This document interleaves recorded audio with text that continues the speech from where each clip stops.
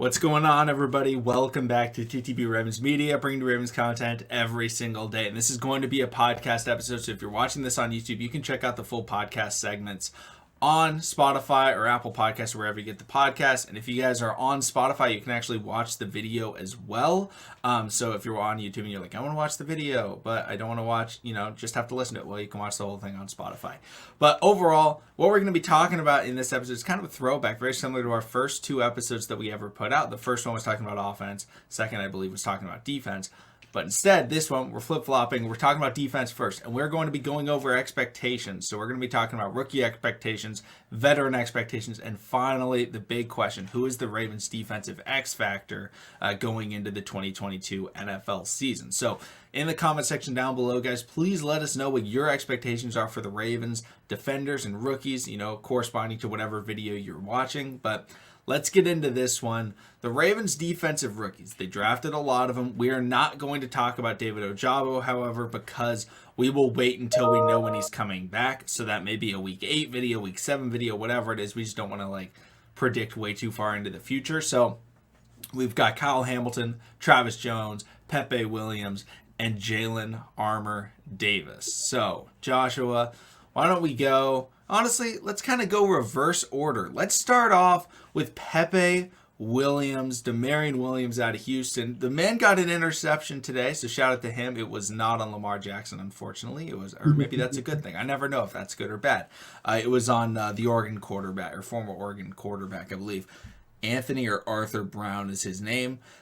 So what are your kind of thoughts on what he can bring to the table this year, as a late round draft pick?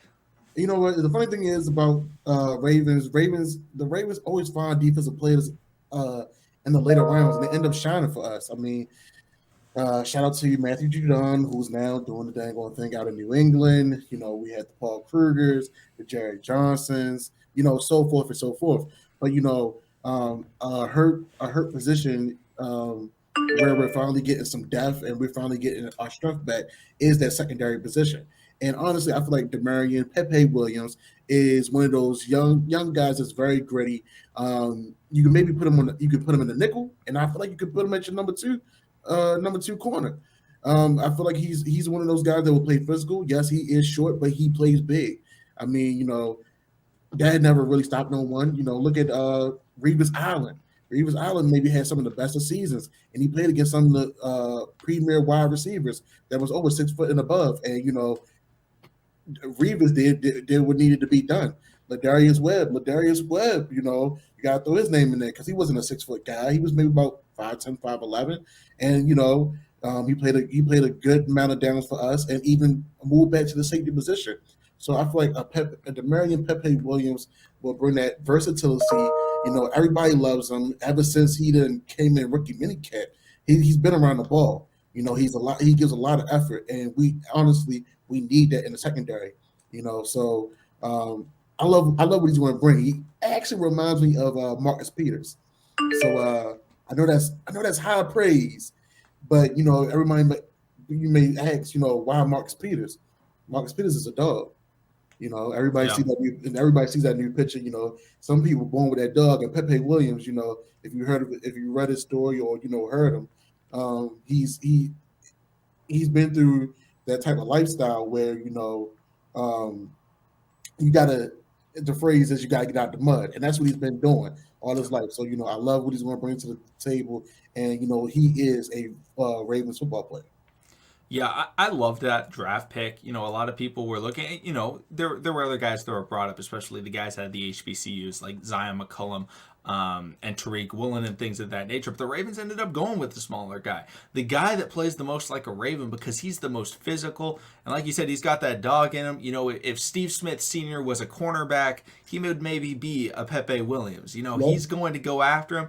And what's fun is that he's not a first-round pick because first-round picks, they come in with expectations, right? So if you draft a cornerback in the first round, like we did, what the most recent was Marlon Humphrey, you will legitimately throw them out on the number one wide receiver. You're going up against, back then it was the Atlanta Falcons. You're throwing Marlon on Julio. You're playing against Antonio Brown. You're throwing Marlon on him for some plays.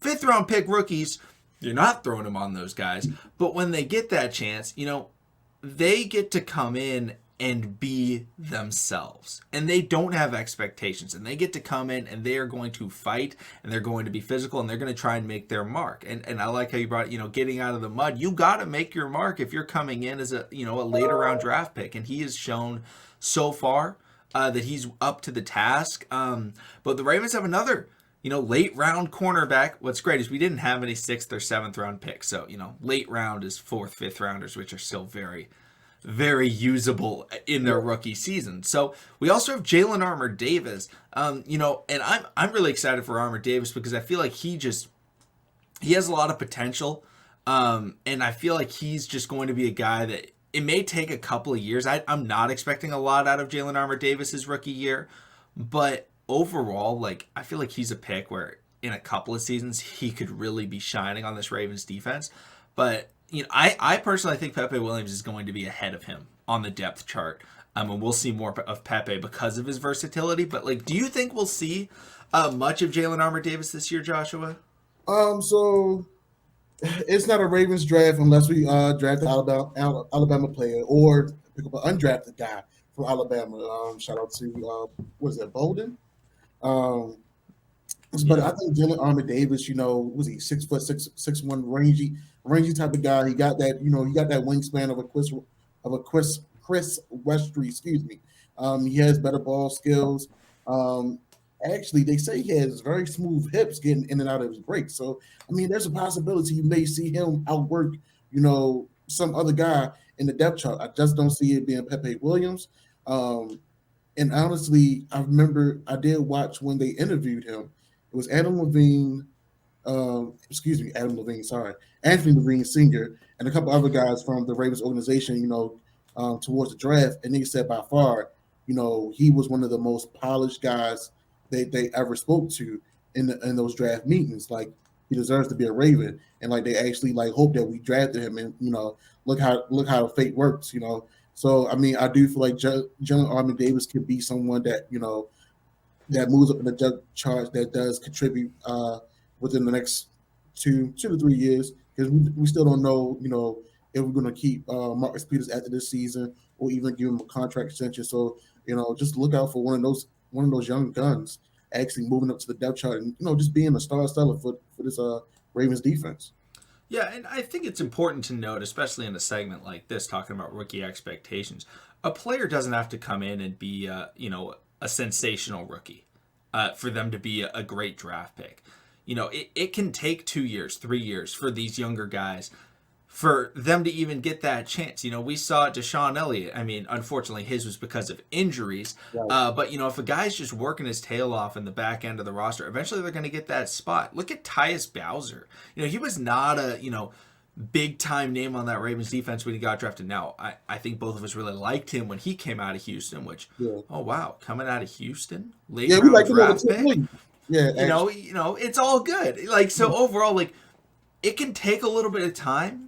But, overall, they may get a small amount of opportunities. They may make a couple of plays. But we have a lot of cornerbacks. We have a lot of some of these positions. So if they don't get a lot of opportunities in their rookie year, that doesn't mean it's a bad draft pick. That just means that we have a lot of depth. And it may take a couple of years. We didn't see Anthony Averett really at all until last year. Now, unfortunately, he got thrown into a number 1 cornerback spot, which was not the ideal situation. But overall, if we say, like, I really like the Jalen Armour-Davis pick. I think in a couple of years he could be a really good corner in the NFL, but I don't expect him, his rookie year, to get a whole lot of time. But, obviously special teams, contributions, and things like that. But let's get into, no longer are we in the cornerback group. Let's get into the big boy, Mr. Travis Jones. What are you expecting from Travis Jones this year, Joshua? Because he's in a really interesting spot right now. I mean, the interesting thing about Travis Jones, just his story alone, he literally could have been a top 10 pick, but for the simple fact that he went to UConn, he ended up sliding. Just think about if Thibodeau, and I'm gonna say this now, Thibodeau was recruited by FAMU. He did go down there, enjoyed it and everything like that. But just imagine if Thibodeau went with the FAMU. he would have been there in the third round, second round, possibly, and I would have been all for it. But but that brings to my point. When you go to those smaller schools and you show out, you can always find those diamond in the roughs, and that's what the Ravens did. They found that diamond in the rough at University of Connecticut, um, which is very surprising because you don't find too many diamonds in the rough at UConn on the football tip. So shout out to our recruiters.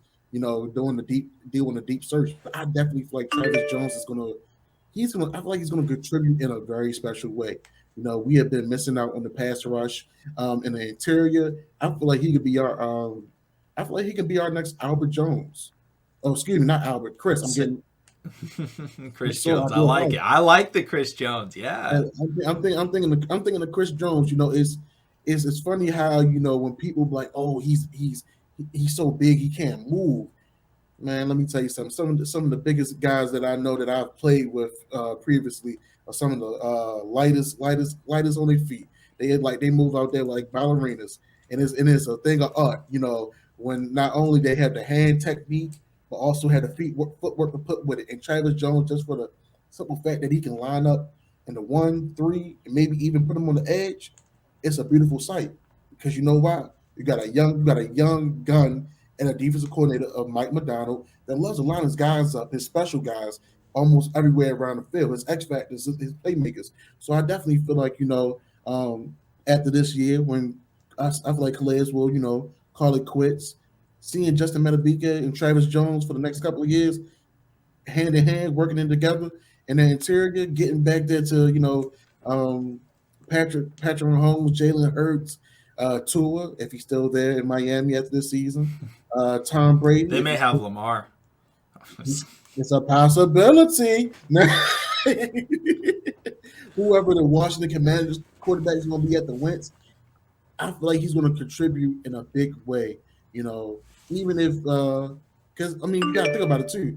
He's going to constantly get rotated in between Michael Pierce and BK, and so I definitely feel like he's going to contribute immediately.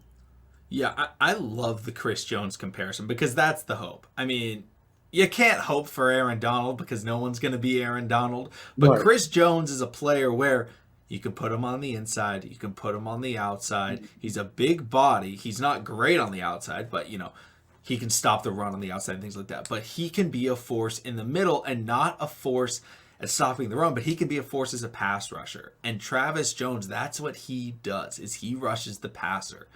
And Madubuike also can rush the passer, but he's more of a balanced defensive tackle. So I feel like they're a great 1-2 punch to have. And then, in run situations, you take out Travis Jones and you throw in Michael Pierce. So, I love what Travis Jones can bring to the table. I think he will get a couple of sacks this season. I think he will have a better rookie season than Justin Madubuike did, because Justin Madubuike was behind Brandon Williams and Calais Campbell. Now Madubuike is the one, and Calais Campbell is, he'll be in there, he'll be on the edge, he'll be kind of everywhere all across. So we can actually see Travis Jones a little bit, a little bit more than we saw Madubuike's rookie year. So we could maybe see a couple of sacks. And for a rookie defensive tackle, getting 2 sacks is great. He's not our primary edge rusher. If we drafted, Thibodeau or we drafted Hutchinson, it's like, okay, you're hoping for 10 sacks. 2 sacks would be fantastic. That would show that he can get after the quarterback as a rookie, because it's tough. It's tough to do that from the interior, but we've already seen, he beat Kevin Zeitler and Tyler Linderbaum, with one move. He beat both of them. That's showing something. No, absolutely. But now let's get into the final guy, the final rookie, the first rookie. Dare I say, the best rookie, not just for the Ravens, but in the NFL. Mr. Kyle Hamilton. What are you thinking for Kyle Hamilton this year, Joshua? Do we really speak on Kyle? I know everybody was gung-ho crazy when we talked about him having a green dot in rookie minicamp. All I'm going to say is, yes, even though it was rookie minicamp, you have to be some type of special. You have to have some type of IQ for them to even consider you having the green dot. Now, we did say Will it be a possibility of it transitioning over into the season? We never know. Anything can happen in any organization. But I do feel like with Chuck Clark still being here, I feel like he still will be the man with the green dot. But Kyle Hamilton he could be a possible another generational player. He can be another great safety for the Ravens. And it's crazy that he slipped to 14, all because of a 40 time. It's cool. So in this next year upcoming draft, to all the guys that has the aspirations of going into the NFL, if you want to come to the Ravens, depending, we might be at 31 or 32 in next year's draft. Run the slowest 40 time that you can possible. So, Yeah. Don't lift past 15 reps. Just keep it at the bare minimum. You remember what we did with Orlando Brown Jr. Exactly. We got him.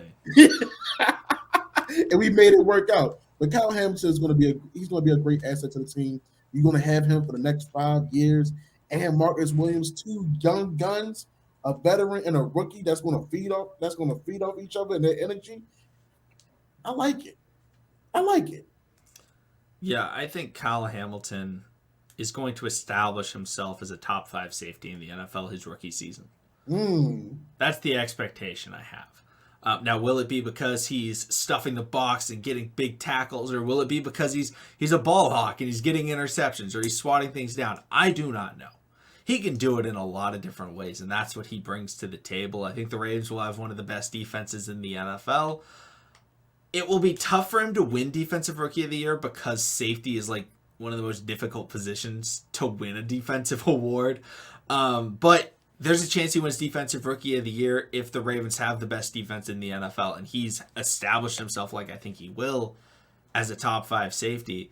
I think Defensive Rookie of the Year, top 5 safety in the NFL are both attainable, and I think they both will happen with Kyle Hamilton. I have high expectations for him, and as long as the Ravens give him a chance. So let me ask you this. In hockey, they call it the hat trick. So what hat trick would Kyle Hamilton have to pull in order to get that Defensive Rookie of the Year?